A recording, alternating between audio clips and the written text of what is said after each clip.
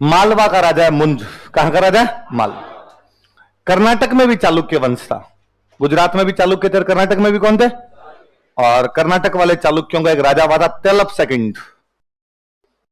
कौन राजा हुआ? कहां का राजा तेलप सेकंड? कर्नाटक का। कौन से वंश का राजा? चालुक्य वंश का राजा तेलप सेकंड। मुंज परमार ने तेलप सेकंड को 6 युद्धों में रहा था। कितने युद्ध रहे थे? मतलब जब जी में आता तब मुंज परमार तेलप का तेल निकाल दिया करता, जाता फिर तेलप को ठोक ठाक के टैक्स लेके वापस आ जाता, थोड़े दिन वापस आता, फिर ठोक ठाक के टैक्स लेके वापस आ जाता। पर हर व्यक्ति का एक ना एक दिन जरूर आता है। एक दिन तेलप सेकंड ने मुंज परमार को न केवल युद्ध में हराया बल्कि मार दिया। उसने कहा डली डली आ जाता है यहां पे, उसने कहा फ्लावर समझा गया, इस बार आ देखे तू तो लिखो।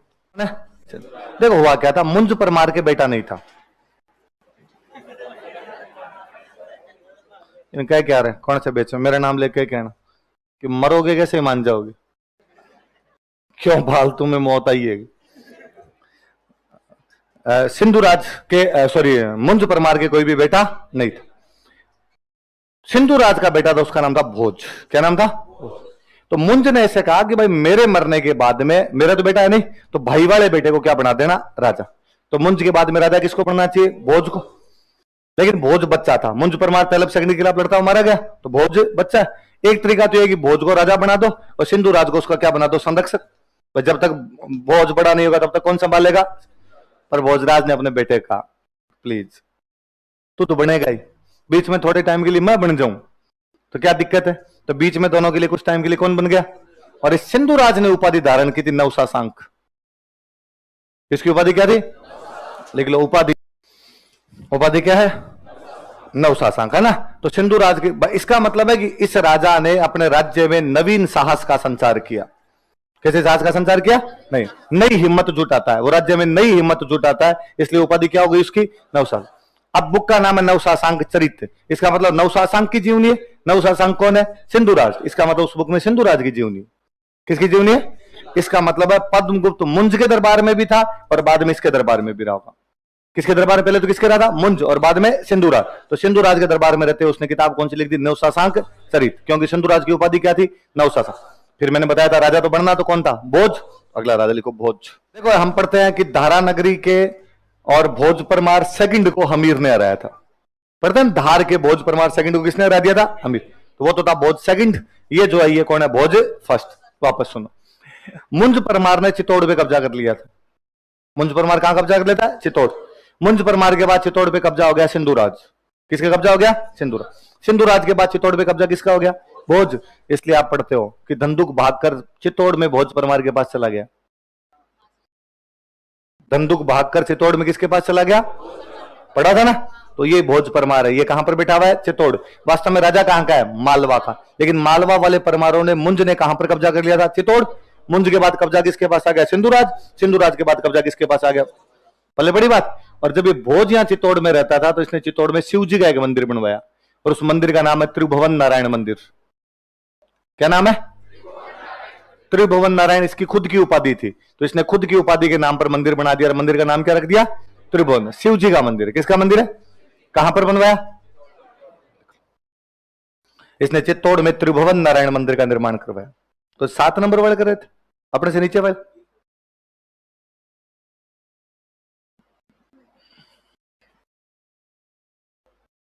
इसने चित्तौड़ में त्रिभुवन नारायण मंदिर का निर्माण करवाया था। He built Tribhuvan Narayan temple at Chittor. Chittor में त्रिभुवन नारायण मंदिर का निर्माण करवाया था।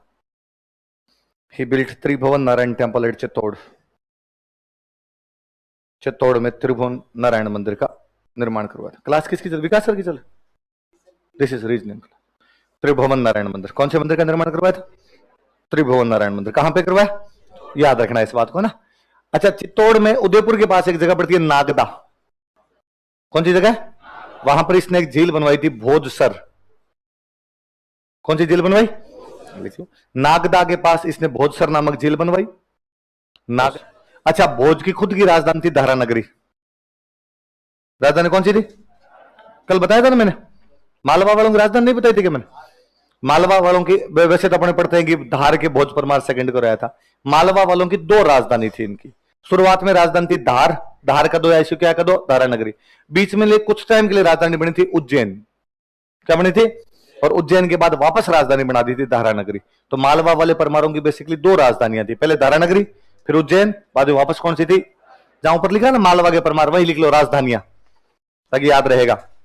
मालवा के परमार जहां लिख रखा है, लिखाई थी ना लिखवार, अच्छा खुद नहीं लिखा आप। मालवा के परमार वहां लिख लो राजधानियां, कैपिटल्स। तो पहले शुरुआत में थी धारा नगरी, फिर बनी उज्जैन, भोज परमार के टाइम में वापस कहां पे चली गई थी राजधानी? धारा नगरी। याद रहेगी बात? अच्छा, इसने अपनी राजधानी धारा नगरी में एक संस्कृत विद्यालय बनाया, और उस संस्कृत विद्यालय का नाम था सरस्वती कंठाभरण। क्या नाम था? जो अपने अजमेर में थी, है ना? अपने किसने बनवाई थी? विगराज। और यहां पर कौन बनवा रहा है? भोज परमार। कौन बनवा रहा है? भोज परमार। कहां पे क्या बनवा रहा है? संस्कृत की स्कूल, और उसका नाम क्या है? सरस्वती। लिखो। तो ये बड़ा राजा हुआ था भैया ना, इसका साम्राज्य दूर दूर तक फैला हुआ था।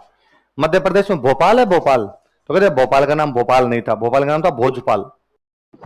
क्या नाम था? राजा भोज वहां के लोगों को पालता है, राजा भोज ने वो शहर बनाया था, शहर का नाम था भोजपाल। धीरे धीरे बीच वाला जय उड़ गया, भोजपाल भोजपाल कहते कहते जय उड़ाओगे तो पीछे क्या बचेगा? तो आज भी बहुत बार ये मांग उठती है कि भोपाल का नाम चेंज किया जाए, और भोपाल का नाम बदल के क्या किया जाए? राजा भोज की नगरी है, राजा भोज की नगरी, इसका नाम क्या होना चाहिए? भोजपाल। तो जिस दिन एमपी का कोई सीएम योगी आदित्यनाथ टाइप का बन गया, उस दिन भोपाल का नाम क्या होगा? भोजपाल। और बहुत बड़ी झील बनाई थी, झील का नाम ही भोजपाल झील ही था। अब तो झील को ही भोपाल ही बोलते हैं। तो किसी टाइम में कहा करते थे कि भाई भोपाल की जो झील है वो बड़ी फेमस झील हुआ करती, तालों में ताल कोई है तो भोजपाल का ताल है या भोपाल का ताल है। अब नैनीताल बोलते हैं। तो ये भोपाल के बारे में भी कहावत हुआ करती थी कि भोपाल का ताल बहुत बड़ा हुआ करता था। इसी भोज के नाम पर आपके यूपी बिहार वाला इलाका है भोजपुर। कौन सा था? भोजपुर। उस इलाके को भोजपुर बोलते, इसलिए वहां की भाषा है भोजपुरी। पूर्वांचल वाला इलाका और बिहार के टच करता वाला इलाका उसको भोजपुर बोलते हैं। भोजपुर क्षेत्र है, उसकी भाषा कौन सी होगी? भोजपुरी। तो भोजपुरी भाषा, इसी के नाम पर वो भोजपुर नाम का इलाका है। इसी भोज के नाम पर वो कहावतें हैं, कहां तो राजा भोज और कहां गंगू तेली। तो वो राजा भोज बहुत बड़ा राजा हुआ था अपने, दानवीर आदमी था, विद्वान आदमी था, किताबें लिखी थी खूब सारी।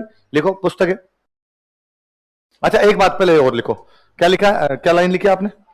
संस्कृत पाठशाला का निर्माण करवाया। बाद में तुर्कों ने तोड़ दिया इसको, पाठशाला को तोड़ दिया, पाठशाला को तोड़ दिया, बना दी मस्जिद। उस मस्जिद को बोलते हैं कमाल मौला मस्जिद। क्या बोलते हैं? लिखो। तो आपके श्रृंगार मंजरी कथा तो किसमें? संस्कृत। और कुरुम शतक किसमें? अच्छा, जैसे मैंने बताया था कि अजमेर वाली जो संस्कृत पाठशाला है उसकी दीवारों पर दो नाटक लिखे हुए हैं, एक तो हरकेली और एक ललित विग्रहराज। हरकेली किसने लिखा? विग्रह चतुर्थ का खुद का। और ललित विग्रहराज किसका है? ये जो पाठशाला थी इसकी दीवारों पर भी कुर्म शतक की लाइनें थी। किसकी लाइनें थी? लिखो, ठीक है। तो संस्कृत पाठशाला कहां पर थी? धारा नगरी। नाम क्या था? सरस्वती कंठाभरण। मस्जिद बनाई गई तो मस्जिद का नाम क्या था? कमाल मौला मस्जिद। और इस पे नाटक कौन कौन से लिखे हुए थे? कुर्म शतक और परिजात मंजरी। कुर्म शतक किसका है? भोज का खुद का। परिजात मंजरी किसकी है? मदन की। और मदन किसके दरबार में था? है बात समझ? मालवा वाले परमारों में दो ये बड़े राजा हुए थे जिनके बारे में अपने को पढ़ता है, मुंज और भोज। कौन कौन है? मुंज और भोज। आगे फिर है, और ये बहुत फेमस क्वेश्चन है, आरपीएस ने ये सवाल कई बार पूछा है कि प्रतिहार अभिलेखों में हरिश्चंद्र को क्या बताया गया? क्या बताया गया? पर फिर जब हम वो अभिलेख पढ़ते हैं तो हमें थोड़ी और जानकारियां मिलती है। जानकारी है कि हरिश्चंद्र वेदों का ज्ञाता था। किसका ज्ञाता था? लिखो, एक लाइन लिखो। यह है वेदों का ज्ञाता था। He was scholar of Vedas. कहता था। तो हम कहते हैं जैसा पढ़े लिखे लोग को भी पंडित कहा जाता है। पढ़ा लिखा उसको क्या कहा जाता है? पंडित। बाकायदा अपने दुआ है, पोथी पढ़ पढ़ जगमुआ भयानक कोई, कि पोथियां पढ़ पढ़ के लोग मर गए लेकिन उनमें से ज्ञानी एक भी आदमी नहीं हुआ। क्यों? ज्ञानी हो जाता तब तो उसको क्या बोलते? पंडित बोलते। तो अक्सर यदि किसी को ब्राह्मण कहा गया उसका कारण एक ये भी हो सकता है कि वो क्या रहा हो? ज्ञानी आदमी रहा। और उसकी इस बात से पता चलता है तो किसका ज्ञाता था? वेदों। उपाधि लिखो इसकी। इसकी उपाधि है रोहलिद्धि।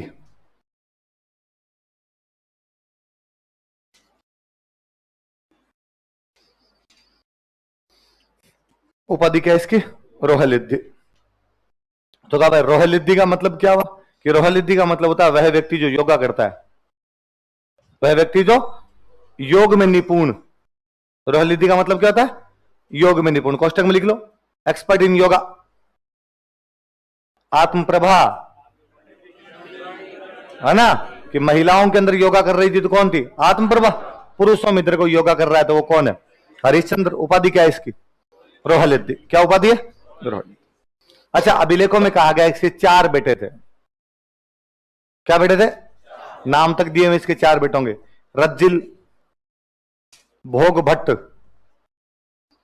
कक और दद्द। क्या क्या नाम है बेटों के? बताओ देखे।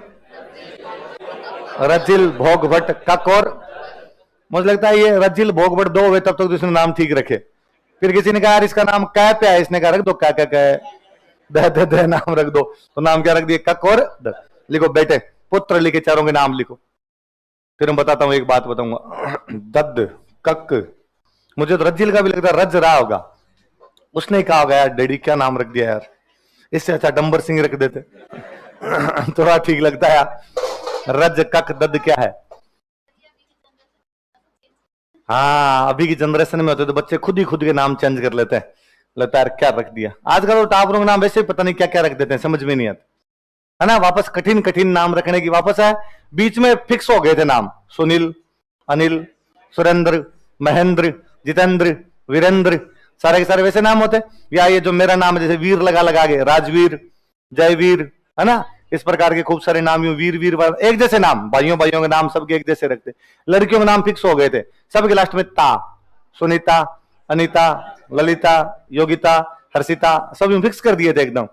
आजकल वापस यूं आए विवानर, कियानर, है ना, टावरों में अलग अलग से नाम यूं बोले भी नहीं जाते, अमायरान, है ना। नाम छोटे हो गए? नहीं नहीं, बड़े भी मिलते हैं खूब सारे, छोटे बड़े दोनों प्रकार के। छोटे भी आप वैसे ही करें, विवानर, कियानर, ये छोटे छोटे हैं।